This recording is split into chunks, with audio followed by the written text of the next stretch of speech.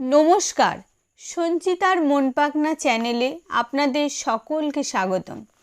আজকে আমি আবৃত্তি করে শোনাচ্ছি সুকুমার রায়ের লেখা কবিতা কাতুকুতু বুড়ো।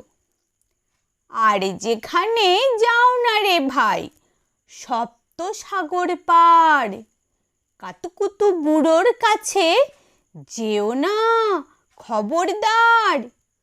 সর্বনেশে বৃদ্ধ সে ভাই, যেও না তার বাড়ি, কাতুকুতুর কুলপি খেয়ে ছিঁড়বে পেটের নাড়ি। কোথায় বাড়ি কেউ জানে না, কোন সড়কের মোড়ে, একলা পেলে জোর করে ভাই গল্প শোনায় পড়ে।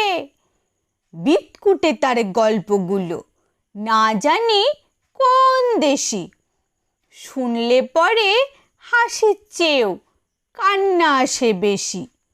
না আছে তার মুন্ডু মাথা, না আছে তার মানে, তবুও তোমায় হাসতে হবে তাকিয়ে বুড়োর পানে।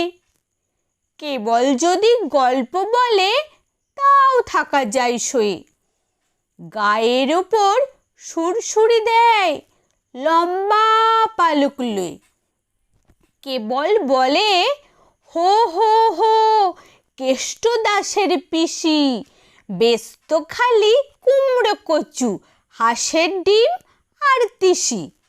ডিমগুলো সব লম্বা মতন, কুমড়োগুলো বাঁকা, কচুর গায়ে রং বেরঙের আলপনা সব আঁকা।